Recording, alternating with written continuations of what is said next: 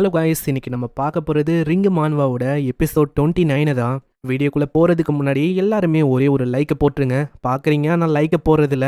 சரி வாங்க நம்ம டைம் மிஸ் பண்ணாமல் எப்பிக்குள்ளே போகலாம். எப்பிக்கோட ஆரம்பத்திலேயே அந்த சேர்மேன் அவரு வந்திருப்பாருல, அவரும் ஷியோஷியோட வீடை பார்த்துக்கினே சொல்கிறாரு. ஆமாம் ஷியோஷி, இதுதான் உன்னோட வீடா? எப்பத்துலேருந்து நீ இங்கே இருக்க? நான் எப்பத்துலேருந்து இங்கே இருக்கேன்னா என்னோட பேரண்ட்ஸ் இறந்து போனதுலேருந்து நான் இங்கே தான் இருக்கேன். நானும் என்னோட சிஸ்டரும் தனியாக தான் இங்கே இருக்கோம். இந்த வீட்டில் ஒரே ஒரு பிரச்சனை, கரீனாவால் சரியா படிக்கட்டை ஏற முடியாது, அதுதான் ஒரு பிரச்சனை. ஆனால் இப்போ எனக்கு ஏதோ ஒரு மேன்ஷன் கிடைக்குது அப்படின்னு நீங்கள் சொன்னீங்களே, அந்த இடத்துல எலிவேட்டர் எனக்கு கிடைச்சா ரொம்ப வாட்டமாக இருக்கும். ஆமாம், கண்டிப்பாக அங்கே எலிவேட்டர் இருக்கு, அந்த இடமும் ஃபுல்லாக எக்யூப்பாக இருக்கு. அதனால நீ தாராளமா இப்போ கூட அந்த இடத்துக்கு போகலாம். இல்லை நாங்கள் இன்னும் அந்த அளவுக்கு ஃபுல்லாக ப்ரிப்பேர் ஆகலை, அதனால ப்ரிப்பேர் ஆனதுக்கப்புறமே நாங்கள் அங்கே வரோம். ஆமாம், உன்னோட சிஸ்டருக்கு எப்படி காலில் அப்படியாச்சு? நான் சின்ன பையனாக இருக்கும் போது என்னோட சிஸ்டரை டார்க்னஸ் அட்டாக் பண்ணுச்சு. அந்த டார்க்னஸ் அதுதான் என்னோட பேரண்ட்ஸையும் கொன்னுச்சு. அந்த டைம்ல ஏற்பட்ட விஷயம் தான், அதனால எங்களோட வாழ்க்கையே மாறி போச்சு. முக்கியமா என்னோட பேரண்ட்ஸ் இழந்தேன். என்னோட தங்கச்சி கரீனா, அந்த டார்க்னஸ் அந்த மாஸ்டர் அவளோட காலை மொத்தமா நொறுக்கிச்சு. அதனால அவளோட நர்வ் செல்ஸ் எல்லாமே 98%க்கும் மேல டேமேஜ் ஆகிருக்கு. அந்த அளவுக்கு அவளோட நிலைமை மோசமா இருக்கனால அவளால நடக்கவே முடியாது. அந்த அளவுக்கு அவளோட நிலைமை இப்போ மோசமா இருக்கு. ஆனா என்னோட கரீனா, அவ ரொம்ப ஸ்ட்ராங்கான பொண்ணு. அவ இப்பயும் அவளோட வாழ்க்கையை பழையபடி என்ஜாய் பண்ணிருக்கா, பழையபடி வாழணும் அப்படின்னு ட்ரை பண்ணிருக்கா. சாரி தம்பி, எனக்கு தெரியாது உன்னோட பாஸ்ட் அது இந்த அளவுக்கு ரொம்ப கொடூரமா இருக்கும்னு. நான் தேவையில்லாம அதை ஞாபகப்படுத்தி விட்டேன். ஆனா ஏதோ ஒண்ணு, நீ கவலைப்படாத. நான் இப்பதான் ரீசெண்டா கேள்விப்பட்டேன், கோல்டன் ரிபத் எலிக்சர் அப்படின்னு ஒரு பொருள் அது ஆக்ஷனுக்கு வந்திருக்கு. நெக்ஸ்ட் மாசம் அவங்க ஆக்ஷன்ல விடுவாங்க. அதை ஒண்டி அடைஞ்சிட்டா போதும், உன்னால கரீனாவை திரும்பவும் பழையபடி மாத்த முடியும். என்னது கோல்டன் ரிபத் எலிக்சரா? அப்படிப்பட்ட ஐட்டமால என்னோட சிஸ்டரை குணமாக்க முடியுமா? ஆமா தம்பி, கண்டிப்பா குணமாக்க முடியும். ஏன்னா அதால அழிஞ்சு போன ஒரு செல்ஸை ரீக்ரியேட் பண்ண முடியும். அதனாலேயே அது எக்ஸ்ட்ரீம்லி ரொம்ப ரேரு, அதே டைம்ல ரொம்ப ஹைலி வேல்யூபிள். ஃபர்ஸ்ட் நீ அதை அடையணும்னா சி ரேங்க் ஹீரோ ஸ்டேட்டஸ் நீ அடையணும். அப்படியா? சரி, வேற என்ன பண்ணும் சொல்லுங்க. அதே மாதிரி பணமும் ரொம்ப அதிகமா வேணும், கிட்டத்தட்ட 1 பில்லியன் yen அவ்வளோ இருக்குன்னு உங்ககிட்ட. இதை கேட்குற நம்ம ஹீரோ ரொம்ப ஷாக் ஆகுறான். ஏன்னா 1 பில்லியன் அது சும்மா இல்லைங்க, ரொம்ப அதிகம். ஆக்ஷனை பொறுத்த வரைக்கும் அதுக்குள்ள நுழையது ரொம்ப கஷ்டம். இப்போ அதுக்குள்ள போனோம்னா உனக்கு பேரும் புகழும் இருக்கணும், முக்கியமா பணம் இருக்கணும். உன்னால சி ரேங்க் ஹீரோவா கண்டிப்பா மாற முடியும். ஏன்னா இப்போ ஒரு டோர்னமெண்ட் வருது, அதுல வேறமா டாப் 3க்குள்ள வந்துட்டாலே போதும், உன்னால அசால்ட்டா ஒரு சி ரேங்க் ஹீரோவா மாறிட முடியும்.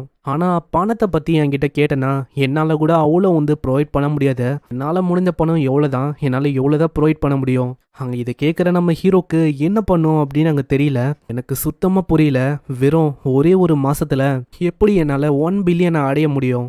அதுக்கு அவன் என்ன பண்ணலாம் அப்படின்னு யோசிக்கிறான். அப்புறம் அவனுக்கு ஒரு ஐடியா வருது. அவனோட அந்த உலகத்துல போஷன் அப்படின்னு ஒன்று இருக்கும், அதை வச்சு தண்ணியை அவனால ஹீல் பண்ணிக்க முடியும். அதெல்லாம் ரொம்ப ஹைலி வேல்யூபிளா இருக்கும். அந்த மாதிரி ஒரு போஷனை இங்கே அதை கேப்சூல் மாதிரி உருவாக்கிட்டா போதும், அதை மற்றவங்க கண்ணில் படுற மாதிரி நான் விற்கணும். அதுக்கப்புறம் என்ன, பெரிய பெரிய கம்பெனியை என் பக்கம் தான் ஈஸியா 1 பில்லியன் என்ன என்னால் அடைய முடியும். இப்படி இவன் யோசிக்கும் போது சேர்மேன் அவங்க கேட்குறாரு, ஆமா ஷியூஷி என்னாச்சு? அது ஒன்றும் இல்லை, சீக்கிரம் சொல்லுங்க.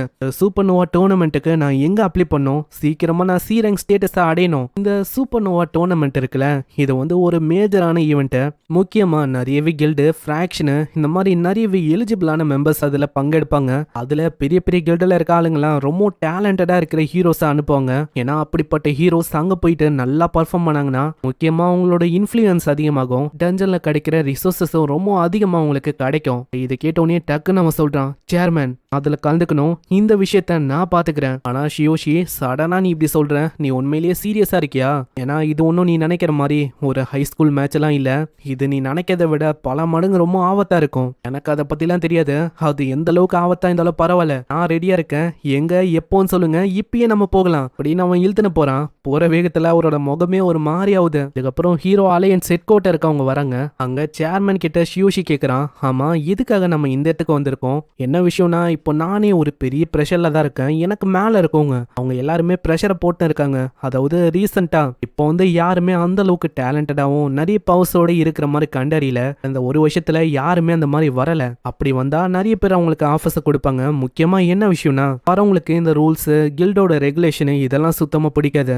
ஆனா ஷியோஷிக்கு அதை பத்திலாம் கவலை இல்லை, அங்க ஒத்துக்கிறான். நாளுக்கு சிஸ்டரை காப்பாற்றணும், அதனால அவன் ஒத்துக்கிறான். நீங்க என்ன நம்பல சேர்மேன், நான் கண்டிப்பா உங்களை டிசப்பாயின்மெண்ட் பண்ண மாட்டேன். இதுக்கப்புறம் அங்க இருக்கிற ரிசப்ஷனிஸ்ட் கிட்ட இதை பத்தி கேட்கும் போது அந்த அந்த இடத்துல நம்ம ஹீரோக்கு அந்த அளவுக்கு குவாலிஃபிகேஷன் இல்லை அப்படின்னு அவங்க சொல்றாங்க. அட நீங்க என்ன சொல்றீங்க, 3 ஸ்பாட்ல ஒரு ஸ்பாட் காலியா இருக்கு அப்படின்னு நான் யோசிச்சேன். ஆனா நம்ம ஷியோஷியோட ரெக்கார்ட்ஸ் எல்லாம் வச்சு பார்த்தா அவன் அதுக்கு குவாலிஃபை ஆகல. ஏன்னா சூப்பர் நோவா டோர்னமெண்ட்ல அவன் கலந்துக்கணும்னா பப்ளிக் டஞ்சனுக்குள்ள அவன் போயிருக்கணும். அவனோட ரெக்கார்ட்ஸை வச்சு பார்த்தா அங்கே போன மாதிரி எதுவும் காட்டல. அது போக வெறுமா ஒரு டெஸ்டிங் டஞ்சனுக்கு தான் அவன் போயிருக்கான்.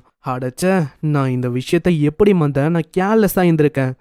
காம்படிஷன்னு யோசிக்கும் போது இந்த விஷயத்த நான் யோசிக்கல. இப்போ எப்படி அந்த 3rd பிளேஸை நம்ம ஷியோஷிக்கு கொடுக்கறது? இன்னமும் கொஞ்ச நாள் தான் இருக்கு.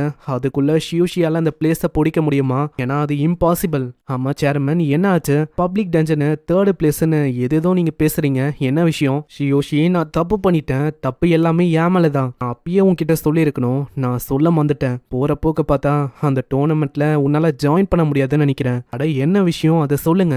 நான் பப்ளிக்கா 6 டஞ்சன் இருக்கு, 3 C rank, 2 D rank, 1 B rank. அதுதான் நம்ம சேலஞ்ச் பண்ற மாதிரி இருக்கும். இப்போ இந்த சூப்பர் நோவா டோர்னமெண்ட் இதை நீ குவாலிஃபை பண்ணுனா அதுக்கு உனக்கு ஒரு பார்ட்டி இருக்கணும். அந்த பார்ட்டியை வச்சு 2 டஞ்சன்ல டாப் 3 அந்த பிளேஸை நீ செக்யூர் பண்ணும். அப்படி நீ பண்ண முடியுதான் உன்னால சூப்பர் நோவாக்குள்ள பங்கெடுக்க முடியும். நான் இப்போ என்ன விஷயம்னா உன்கிட்ட வெறும் ஒரே ஒரு வாரம் ஒண்டிதான் இருக்கு. அப்படி இருக்கும் போது இந்த அளவுக்கு கம்மியான டைம்ல ஒரு பார்ட்டியை ஃபார்ம் பண்றது ரொம்ப கஷ்டமான விஷயம். அதனால தான் இது முடியாத காரியம் அப்படின்னு நான் சொன்னேன். இப்போ இதுதான் விஷயம்னா எல்லாத்தையுமே நான் பாத்துக்கிறேன். எனக்கு அந்த 3rd பிளேஸை ஒண்டி செக்யூர் பண்ணி வைக்க சொல்லுங்க. நான் சீக்கிரமா அந்த 2 டஞ்சன்லயும் டாப் பிளேஸ் அடையிறேன். சீக்கிரமா இங்க வரேன். இதை கேட்கிற சேர்மன் ஷாக் ஆகுறாரு.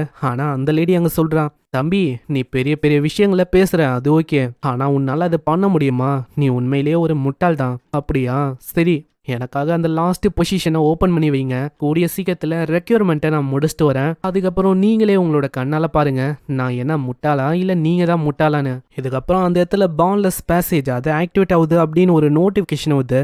நல்ல வேலை, இதுவும் பர்ஃபெக்டான டைமிங்ல வந்திருக்கு. சரி, அந்த உலகத்துக்கு போயிட்டு அங்க போஷனை உருவாக்குறதுக்கான ஃபார்முலாவே கொண்டு வந்துட்டு அப்படியே லெவலப்பும் ஆயிட வேண்டியதான். இதுக்கப்புறம் அந்த உலகத்துக்கு வந்துடுறான். அங்க ஒரு நோட்டிபிகேஷனும் வருது, இம்பார்ட்டன்டான நோட்டீஸ். உங்களால உலகத்துல வெறும் ஒரு 3 நாளைக்கோ இதுதான் இருக்க முடியும். அப்படி நீங்க 3 நாளைக்கு மேல போனா அவ்வளவுதான், உங்களால ஒரிஜினல் உலகத்துக்கு போக முடியாது. நீங்க இங்கே ஸ்டக் ஆயிடுவீங்க. அட இது என்ன புது கதையா இருக்கு? அப்பனா என்னால ஒரு 72 நாளைக்கு தான் இருக்க முடியுமோ? சரி, நான் இப்போ லெவல் 12 இருக்கேன். ஆனா 15 நான் 3 நாளுக்குள்ள அடையணும்.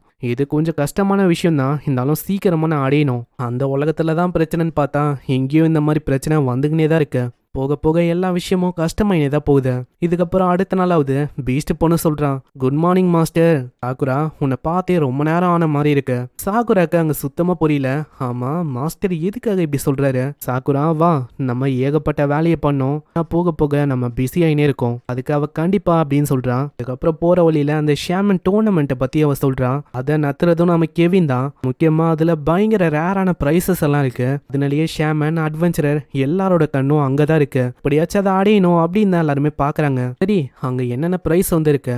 3rd பிளேஸ் என்னன்னா ஒரு பேசிக் போர்ஷன் மேக்கிங்கோட ஃபார்முலா தான். 2nd பிளேஸுக்கு ஒரு நார்மல் போர்ஷன் மேக்கிங் ஃபார்முலா கிடைக்குது. 1st பிளேஸுக்கு கெவினோட டிசைப்பிளா டைரக்டா மாற முடியும். பேசிக்கான போர்ஷனை உருவாக்குறதுக்கான ஃபார்முலாவும் சீக்கிரமா நம்ம லெவலப் ஆகுறதுக்கான ஒரு ஃபார்முலா அதையும் அவங்க கொடுப்பாங்களாம். ஆனா மாஸ்டர் இது பேசிக் போர்ஷன் அப்படின்னு நீங்க சாதாரணமா இடப்படக்கூடாது. அந்த ஃபார்முலாவால உருவாக்குற போர்ஷன் ஒன்னும் 300 கோல்டு காயினுக்கு செல் ஆகும். அதனால இதை அடைஞ்சா பெரிய அளவுல நம்மளுக்கு லாபமா இருக்கும். பரவாயில்ல, இவ சொல்றபடி பார்த்தா இந்த உலகத்திலேயே இதுக்கு இந்த அளவுக்கு வேல்யூ இருக்கு. அந்த ஃபார்முலாவை அடைஞ்சு என்னோட உலகத்துல நான் மெடிசனை கிரியேட் பண்ண போதும் என்னால அசால்ட்டா 1 பில்லியனை ஏர்ன் பண்ண முடியும். ஆமா மாஸ்டர், நீங்க வந்து அந்த ஃபர்ஸ்ட் பிளேஸுக்கு இன்ட்ரெஸ்டடா இருக்கீங்களா? ஆமா, இல்லையா பின்ன இதுல நான் ரொம்ப இன்ட்ரெஸ்டடா இருக்கேன். அதை நான் அடைஞ்சே ஆகணும். ஆப்வியஸா அவன் கிட்ட என்னால கெஞ்ச முடியாது, இந்த ஃபார்முலா மேக்கிங் போர்ஷனை கொடுங்கன்னு. அதனால போறேன், ஜெயிக்கிறேன், ஃபர்ஸ்ட் பிளேஸை எனக்கு சொந்தமாக்குறேன். அங்க இதை கேட்டோன்னே சாக்குராவோட மூஞ்சே அப்படியே மாறுது. சாக்குராவும் பின்னாடியே யோசிக்கிறா. அப்பனா இவர் அந்த ரீஃபைனிங் டோர்னமெண்ட்டுக்குள்ள போறாரா?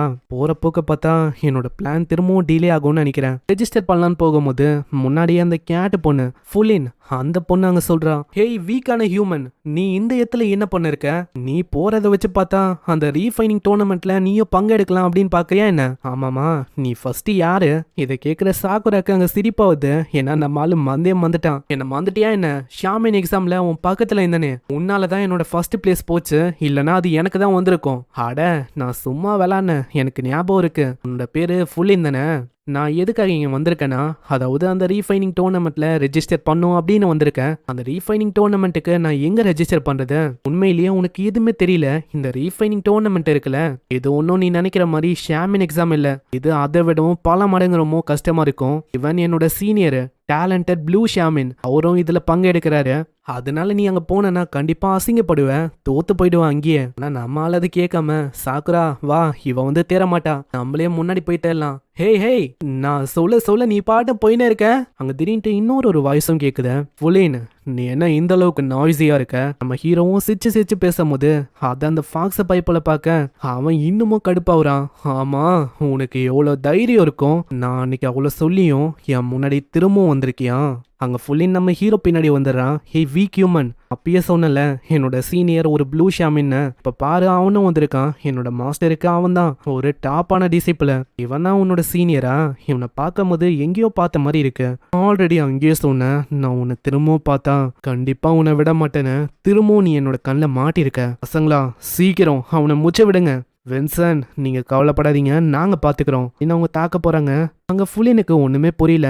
ஆமா சீனியர், எதுக்காக நீங்க இப்படி பண்றீங்க? வேணாம் நிறுத்துங்க. இந்த ஹியூமன் ரொம்ப வீக்கு. அவன் ஜஸ்ட் இந்த டோர்னமெண்ட்ல பார்ட்டிசிபேட் பண்ணணும்னு வந்திருக்கான். கம்முனாகு. ஃபுல்லின், நீ வந்து என்ன ஒண்டி டிசப்பாயிண்ட் பண்ணல, மாஸ்டரையும் தான் டிசப்பாயிண்ட் பண்ணிருக்க. ஃபர்ஸ்ட் அந்த ஷாமின் எக்ஸாம்ல அசிங்கமா தோத்து போன. அப்புறம் இப்போ என்னன்னா அந்த வீக்லிங் அந்த ஹியூமன் அவன் கிட்ட நீ ஒட்டின்னு இருக்க. அதனால இப்பயே உங்க 2 பேர்கிட்டயும் நான் டீல் பண்றேன் அப்படின்னு அங்க அட்டாக்ஸ் வந்து எங்கேயே இந்த எபிசோட முடியுது. ஸோ இந்த எபிசோடு உங்களுக்கு பிடிச்சிருக்கும் அப்படின்னு நினைக்கிறேன். பிடிச்சிருந்தா ஒரே ஒரு லைக்கை போட்டுருங்க. அதே மாதிரி நம்ம சேனலுக்கு நீங்க சப்ஸ்கிரைப் பண்ணலையா?